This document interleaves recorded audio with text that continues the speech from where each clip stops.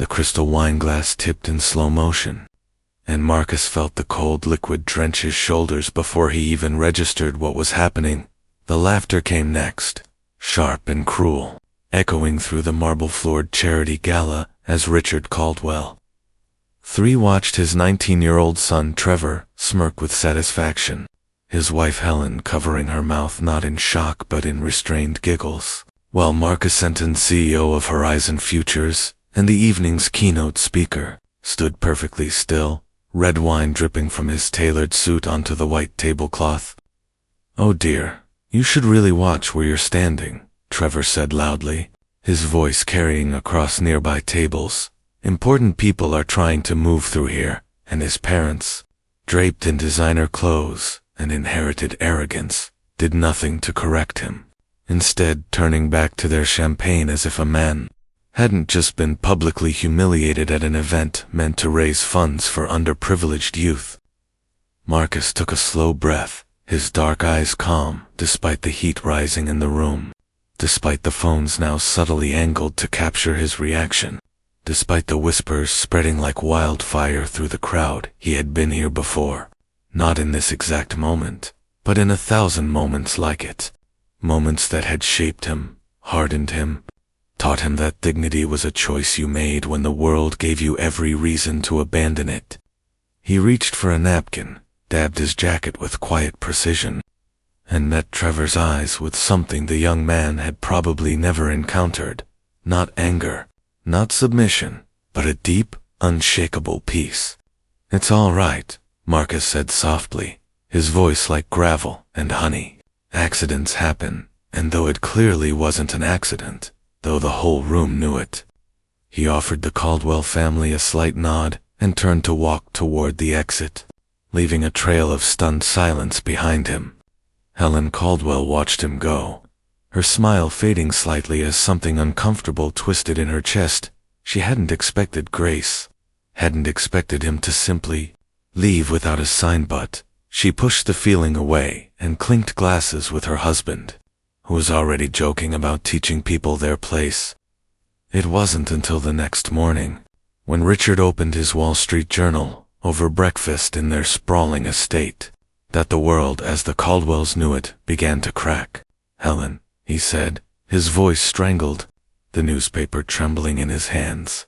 "Helen, come here right now." And she rushed in from the sunroom, expecting news of a stock crash or a scandal, but instead found her husband staring at a full-page feature.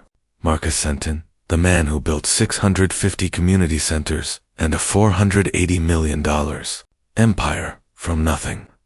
The photograph showed Marcus not the man they'd laughed at last night, but Marcus at a ribbon-cutting ceremony, surrounded by children, his smile genuine and warm, his hands clasped with an elderly woman who was crying tears of joy.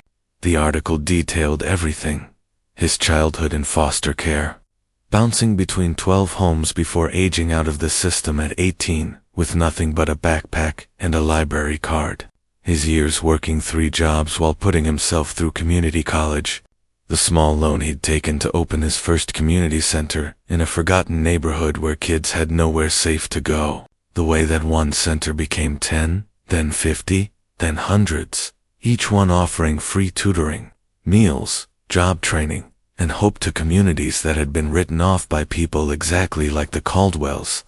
The story continued, how Marcus had built Horizon Futures into a multi-million-dollar consulting firm that specialized in revitalizing neglected neighborhoods, how he'd personally funded scholarships for over 2,000 students, how he'd been invited to the gala, not as a guest, but as the guest of honor, the man whose work the entire event was meant to celebrate.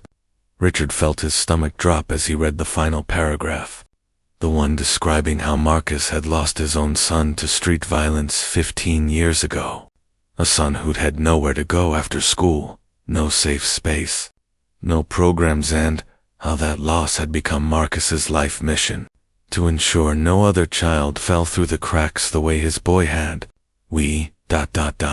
Helen whispered, her face draining of color. "We humiliated him. Trevor humiliated him, in front of everyone." The video had already gone viral, TMZ, Twitter, Instagram. Every platform lit up with the footage of Trevor pouring wine on Marcus.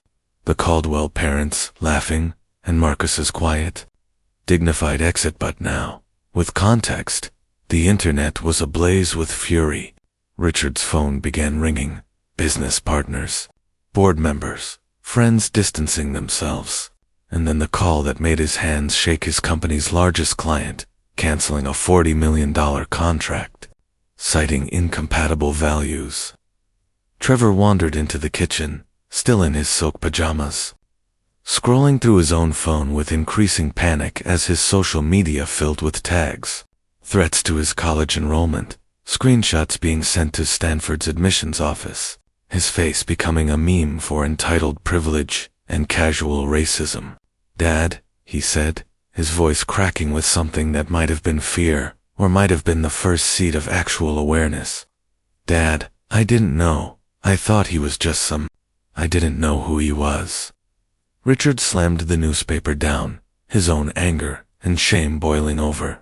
"You shouldn't need to know who someone is to treat them with respect," he roared, and the words hung in the air, surprising even himself, because in that moment he realized he'd taught Trevor exactly this behavior, had modeled it every day, had built a family culture where people were valued by their apparent status, their skin color, their usefulness to the Caldwell legacy. Helen sat down heavily, her perfectly manicured hands covering her face. "What have we done?" she whispered. "What have we become?" The next week was a descent into consequences.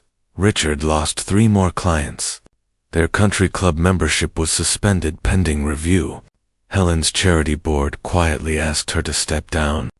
Trevor's college acceptance was placed under investigation. But worse than all of that was the mirror they were forced to look into, the reflection of who they'd become in their bubble of wealth and assumption. It was Helen, surprisingly, who broke first not into anger, but into action. "We need to apologize," she said on the 7th morning, her eyes red from sleepless nights. "Not publicly, not for reputation management." "Actually apologize? To him? To Marcus?" Richard wanted to argue, wanted to hide, but he'd seen the footage 100 times now, watched himself laugh while a great man was degraded, and the shame was suffocating. Trevor, for his part, had spent the week reading everything he could find about Marcus Senton, watching interviews, reading testimonials from people whose lives had been changed by the community centers. And with each story, the cocky armor he'd worn his whole life cracked a little more.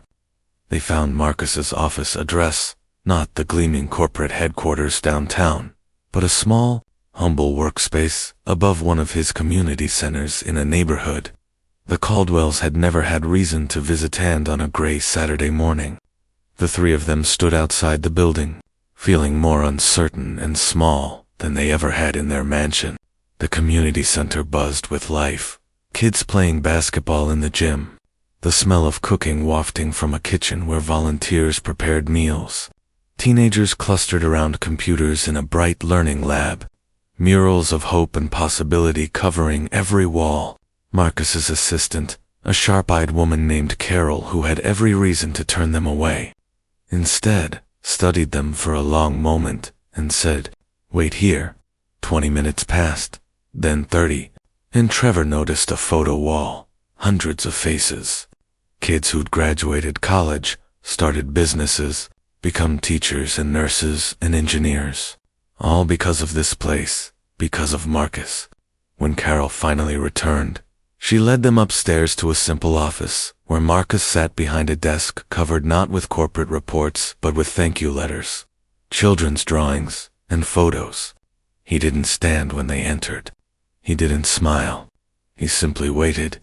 Richard Caldwell, who'd commanded boardrooms and intimidated rivals, found himself unable to speak, his prepared words dissolving in the face of Marcus's quiet strength.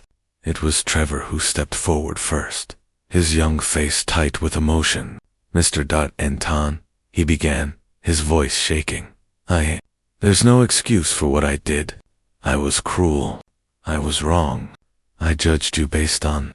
He struggled, tears now streaming down his face, based on nothing, based on ignorance and arrogance and everything I was raised to think made me better than other people. But you're everything I'm not. You've built something real. You've helped thousands of people.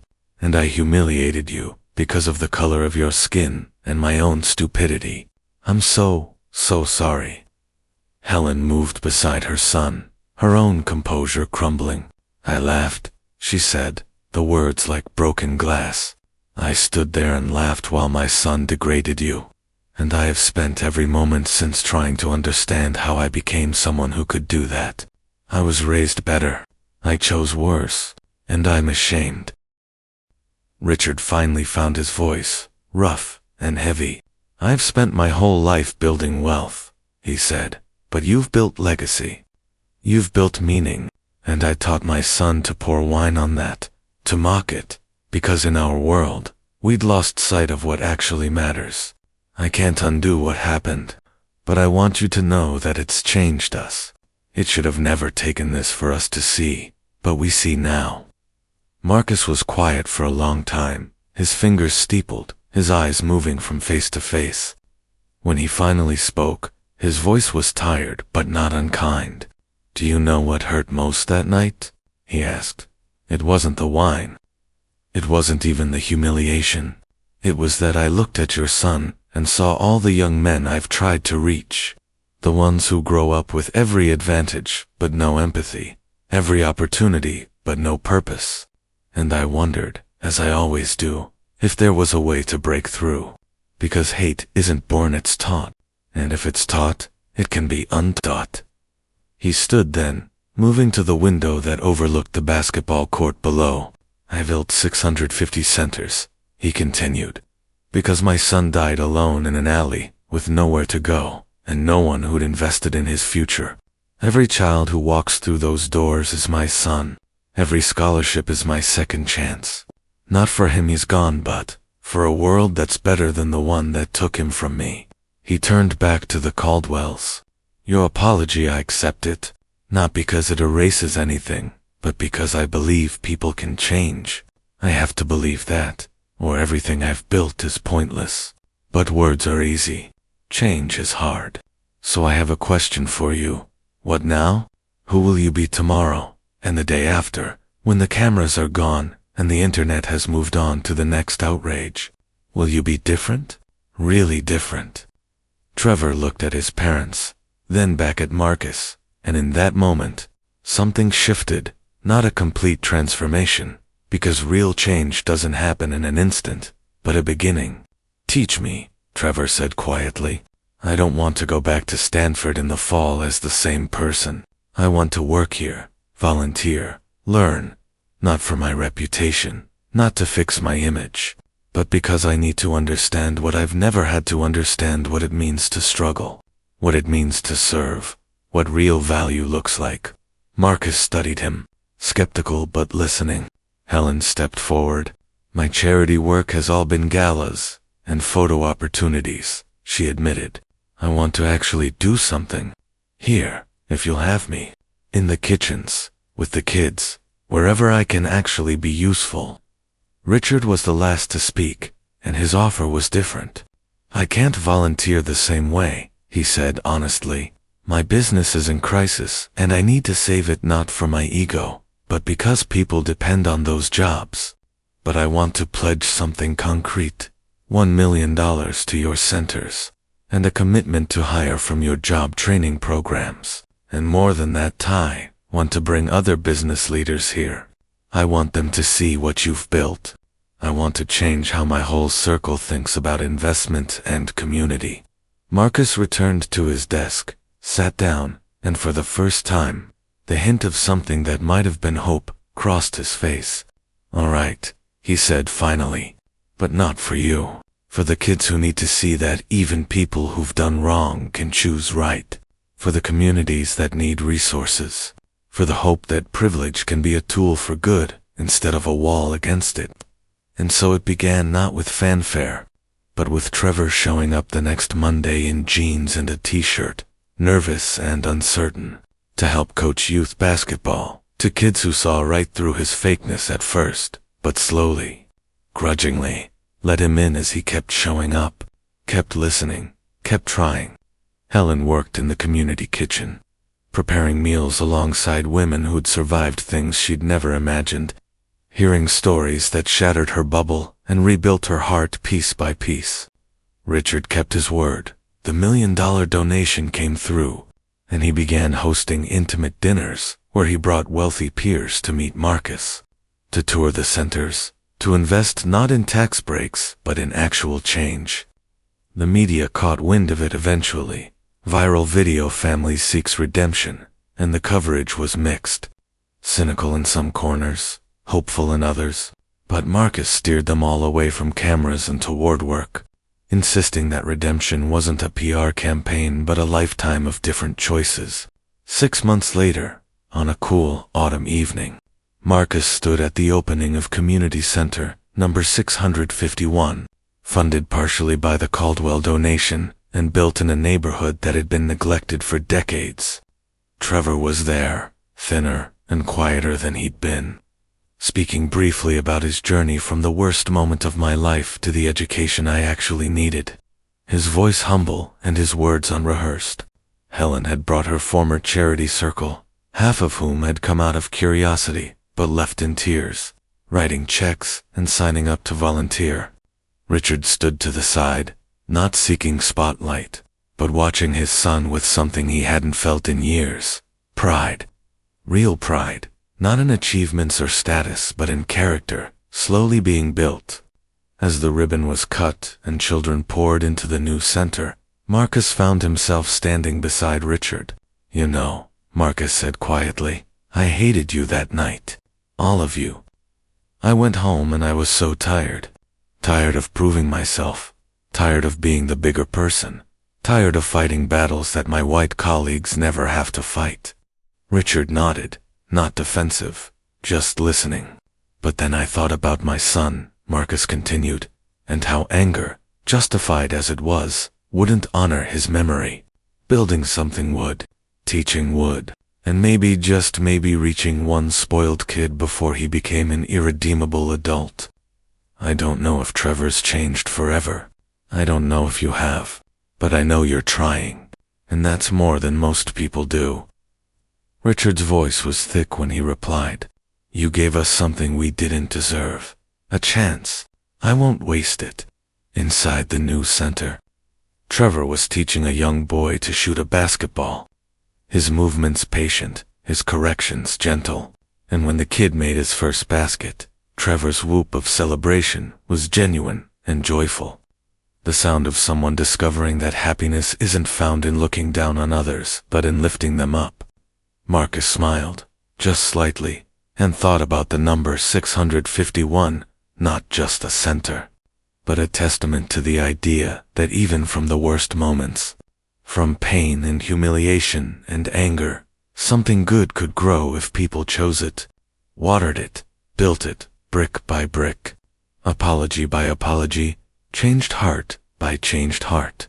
The wine had been spilled, the laughter had echoed, the damage had been done, but in the space where shame met accountability, where privilege met purpose, where a young man's cruelty met an older man's grace, a different story had begun to write itself, one that whispered the truth Marcus had learned long ago, that the measure of a person isn't in their worst moment, but in what they build from the ruins of it.